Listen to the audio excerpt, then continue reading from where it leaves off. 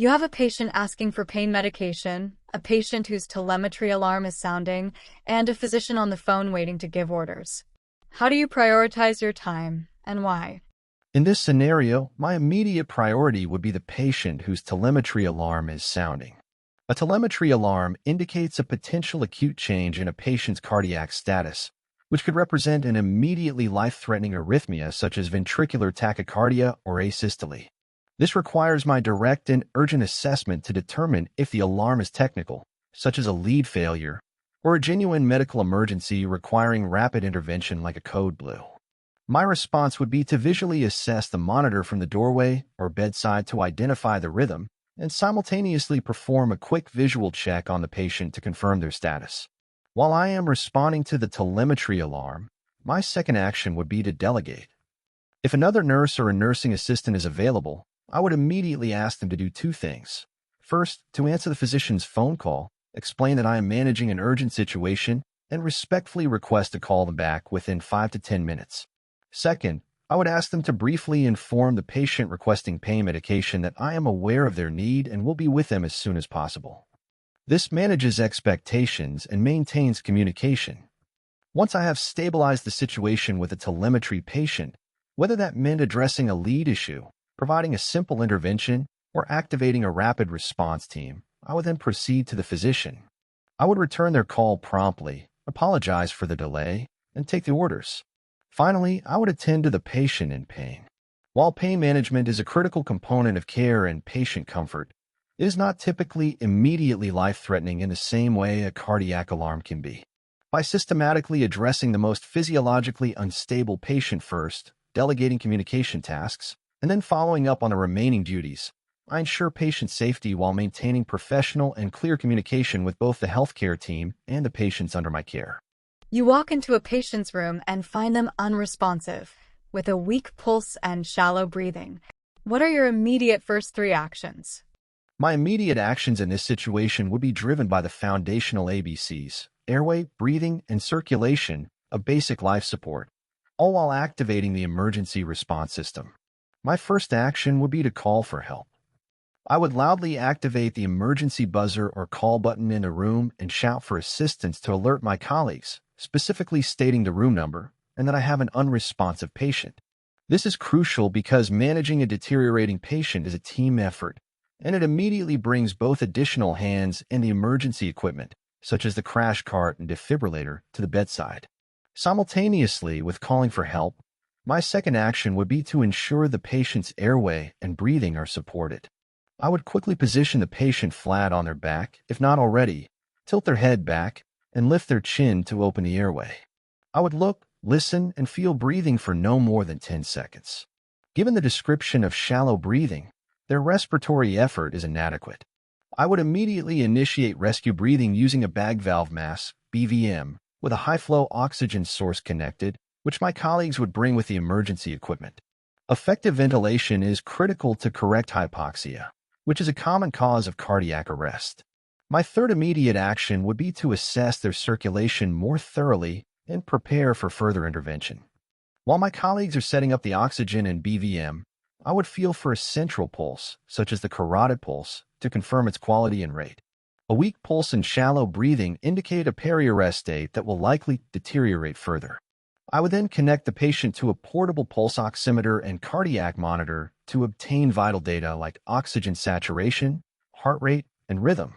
This information is essential for guiding the next steps, such as preparing for potential cardiac arrest and CPR, or identifying a specific arrhythmia that needs treatment.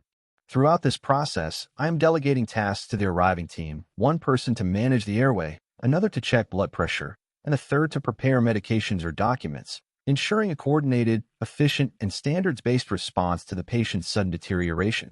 Your patient, who is admitted for elective surgery, suddenly reports 10 out of 10 crushing chest pain and states, "I think I'm having a heart attack." What is your first action and assessment sequence? My immediate and absolute first action would be to stay with the patient, call for help by activating the emergency buzzer or shouting for a colleague to bring a portable ECG machine and the emergency cart, and immediately administer 300 milligrams of aspirin if not contraindicated, as per our acute coronary syndrome protocol. I would not leave the patient alone. While help is en route, I would simultaneously begin my rapid, focused assessment. I would ensure the head of the bed is elevated to ease respiratory effort and assess the patient's ABCs, airway, breathing, and circulation. I would ask the patient-specific, closed-ended questions to gather critical information quickly. Can you point to where the pain is? Does it go anywhere else, like to your jaw or arm? Are you feeling short of breath or nauseous? As my colleagues arrive, I would delegate tasks to create an efficient team response. I would direct one nurse to connect the patient to the cardiac monitor, blood pressure cuff, and pulse oximeter to obtain vital signs and a continuous rhythm strip. I would ask another to establish for access in the opposite arm if not already present, and prepare nitroglycerin if the patient's blood pressure is stable.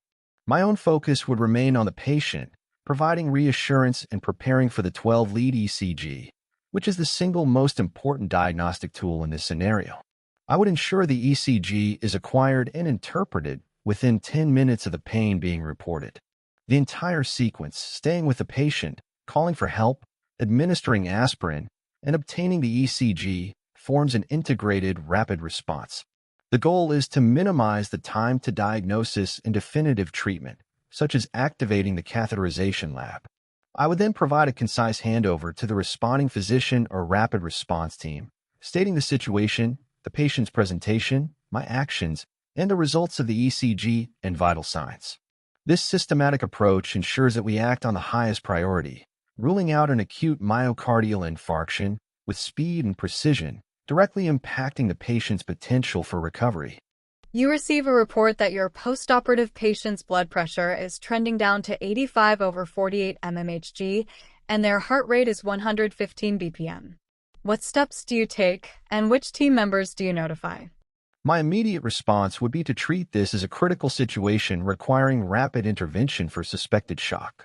My first action would be to gather a vital signs monitor and the emergency cart and proceed directly to Mr. Smith's room to perform a hands-on assessment. I would not delay. This trending hypotension and tachycardia are clear red flags. Upon entering the room, I would introduce myself to the patient to assess his level of consciousness, calling his name loudly. I would say, "Mr. Smith, it's Nurse James. Can you open your eyes for me?" A diminished level of consciousness would be a significant finding. I would then manually confirm his blood pressure and heart rate for accuracy. Simultaneously, I would assess his skin, feeling for temperature and moisture. Cool, clammy skin would strongly indicate his body is shunting blood to his core organs. I would quickly lift his gown to inspect his abdominal surgical site and any drains for signs of active bleeding or significant swelling. I would also ensure his foreline is patent and immediately initiate a 500 milliliters bolus of lactated Ringer's solution to support his circulating volume, as per our hospital's protocol for postoperative hypotension. While I am with a patient, I would use the call bell to ask a colleague for immediate assistance. I would delegate two critical tasks. First, I would ask another nurse to immediately page Dr. Emily Davis, the attending surgeon, and provide a concise ISPAR report. This is Nurse James on the surgical floor. I'm calling about your postoperative patient, Mr. John Smith in room 304, who is 6 hours post-lap cholecystectomy. His BP is 85/48, HR is 115, and he is lethargic with cool, clammy skin. I have initiated a fluid bolus, and am very concerned about postoperative hemorrhage. I need you at the bedside immediately. Second, I would ask them to draw stat labs, including a complete blood count to check his hemoglobin and a lactate level. If Mr. Smith does not respond to the initial fluid bolus, or if his condition deteriorates further before the surgeon arrives, my next step would be to activate the rapid response team. This brings an ICU nurse and a respiratory therapist to the bedside with additional expertise and resources. My entire focus is on a systematic team-based approach to identify the cause of the shock, support his vital functions, and escalate care appropriately to ensure his safety. You suspect your patient is developing sepsis, new fever, low blood pressure, increased heart rate. What is your immediate plan of action based on the sepsis bundle protocols? My immediate plan of action would be to activate our hospital's sepsis protocol, which is aligned with the International Surviving Sepsis Campaign guidelines. This is a time-critical situation, and my response would be systematic and urgent. My first step would be to stay with Mr. Chen, ensure his safety by placing him in a Trendelenburg position if tolerated, and use the call bell to summon immediate assistance. I would clearly state, I need a second nurse in room 212 for a rapid sepsis assessment. My initial focus would be on the key components of the sepsis resuscitation bundle, often summarized as the sepsis 6 or similar, to be initiated within the first hour. I would immediately delegate tasks to the arriving colleague to ensure parallel processing. First, I would obtain blood cultures, ideally prior to administering antibiotics, but without delaying them. I would draw 2 sets from 2 different sites, ensuring aseptic technique. Second, I would administer broad-spectrum intravenous antibiotics, as per our hospital's protocol, recognizing that every hour of delay significantly increases mortality. Simultaneously, I would direct my colleague to obtain a stat serum lactate level from the blood draw and a full set of laboratory studies, including a complete blood count. I would begin an aggressive fluid challenge with a 30 milliliters per kilogram bolus of crystalloid solution, closely monitoring Mr. Chen for signs of fluid overload, such as the development of crackles in his lungs. I would ensure he was on continuous cardiac and pulse oximetry monitoring. If his initial lactate level returned elevated, greater than 2 millimoles per liter, it would confirm tissue hypoperfusion and necessitate even more aggressive resuscitation. I would also ensure accurate measurement of his urine output via a Foley catheter to monitor end-organ perfusion. Throughout this process, I would be communicating clearly and escalating care. I would provide a structured ISPAR handover to the attending physician, Dr. Sarah Maxwell, and the rapid response team if activated, stating, "This is Nurse Alex in room 212. I have Mr. David Chen, who has a new fever, hypotension, and tachycardia. I suspect severe sepsis. We have initiated the sepsis bundle, blood cultures are drawn, broad-spectrum antibiotics are running, a fluid bolus is in progress, and we are awaiting a stat lactate result. This coordinated, bundle-based approach ensures that all life-saving interventions are delivered promptly, providing Mr. Chen with the best possible chance for recovery." It's 9 o'clock and you need to administer a scheduled antibiotic. Your newly admitted patient needs a full head-to-toe assessment, and you hear a call light for a patient who is a high-fall risk asking to go to the bathroom. What do you address first, second, and third? My immediate priority in this scenario would be the high-fall risk patient who needs to use the bathroom. While the antibiotic is time-sensitive and the assessment is important, the safety risk here is most acute. A fall for this patient could result in a serious injury like a hip fracture or head trauma, which would constitute a sentinel event. My first action would be to quickly respond to the call light. I would assist the patient to the bathroom, ensuring they use their call light again when they are finished so I or a colleague can assist them back to bed safely. This intervention directly addresses an immediate safety need. Once that patient is safe, my second priority would be to administer the scheduled antibiotic. Medications with a specific time window, especially antibiotics critical for maintaining therapeutic blood levels, are a high priority as they directly impact patient outcomes and prevent complications like antibiotic resistance or treatment failure. I would prepare and administer the antibiotic, completing the necessary safety checks at the bedside. This task is time-defined and can be completed relatively quickly, allowing me to then move to the more time-intensive task. Finally, I would perform the full head-to-toe assessment on the newly admitted patient. While a comprehensive assessment is fundamental to establishing a baseline and planning care, it is not an immediate safety threat in the same way as a potential fall, assuming the patient was initially stable upon arrival. To manage this, I would have already briefly introduced myself to the new patient upon the start of my shift to make a quick visual assessment and inform them I would be back shortly to complete a more thorough exam. After ensuring the other 2 patients were attended to, I would return to conduct the full, uninterrupted assessment, which is crucial for identifying any potential hidden issues and developing an effective care plan for the day. You are busy with a critical task and need a non-critical patient task completed, e.g., getting a patient an ice pack. How do you delegate this task to an unlicensed assistive personnel, UAP/CNA, and what follow-up is necessary? Effective delegation is a critical skill for ensuring comprehensive patient care while managing a demanding workload. If I were in the middle of a critical task, such as administering intravenous medication or managing a complex dressing change, and a stable patient requested a non-urgent item like an ice pack, I would first complete my current critical step to a safe stopping point. I would then seek out the UAP or CNA in a respectful and collaborative manner. My communication would be clear, specific, and would include the necessary context for them to perform the task safely and effectively. I would say something like, "Sarah, when you have a moment, could you please take an ice pack to Mr. Jones in room 204? He has a mild headache and has requested it. Please remind him to wrap it in a towel before applying it to his forehead, and let him know I'll be in to check on him in about 15 minutes. This instruction is important because it provides the what, who, the why, and important safety information about the towel. It also manages the patient's expectation for a follow-up from me, which maintains the therapeutic relationship. The follow-up is a two-part process that is essential for closing the loop on delegation. First, I would make it a point to verbally confirm with the UAP that the task has been completed, asking, "Sarah, was Mr. Jones all set with that ice pack?" This shows respect for their work and ensures the task was done. Second, and most importantly, I would personally follow up with a patient within the promised time frame.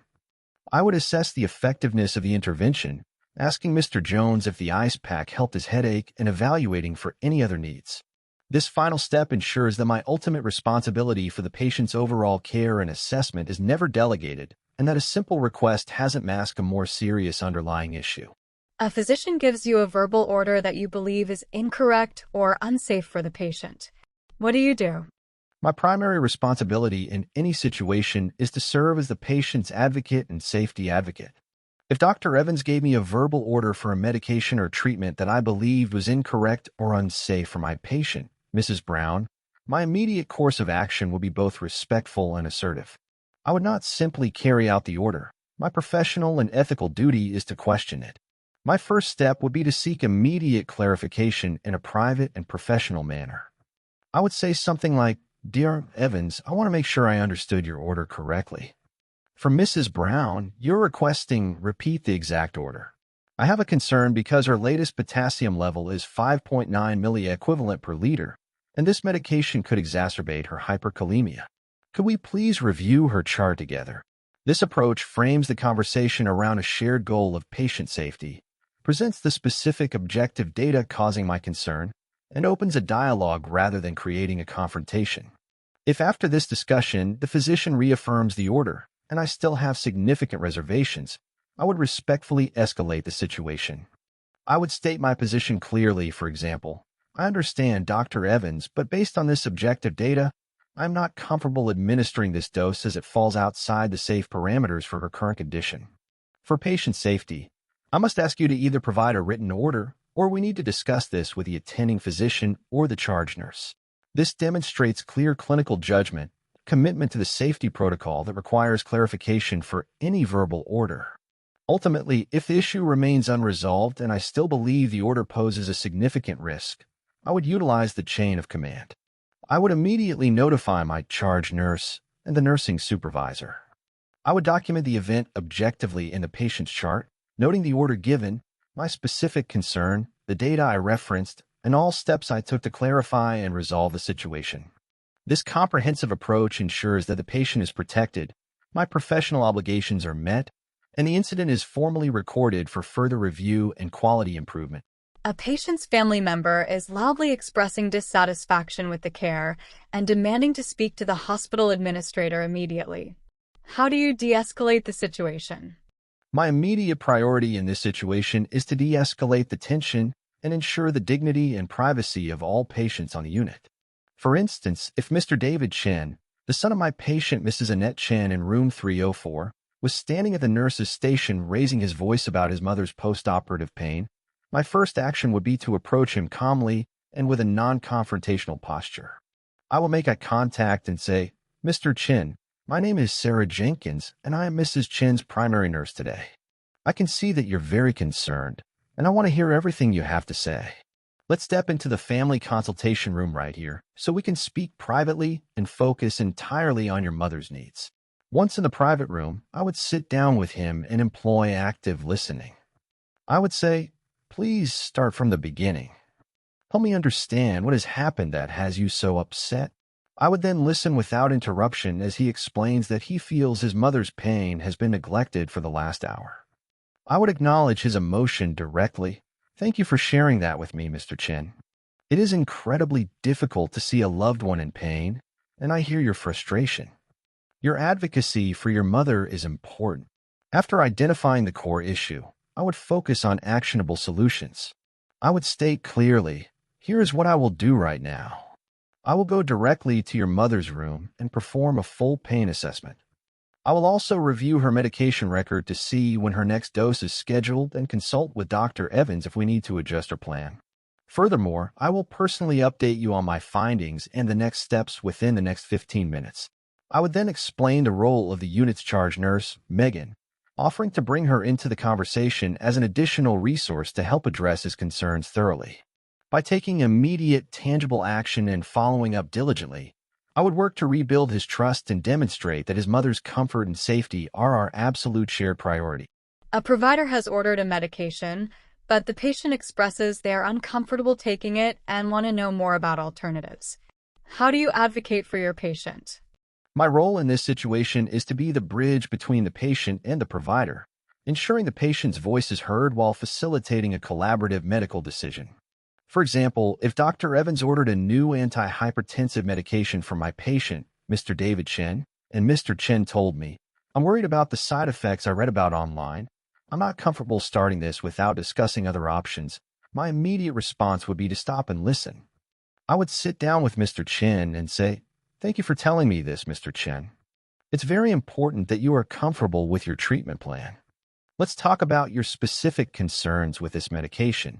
I would actively listen to his worries, validating his right to ask questions.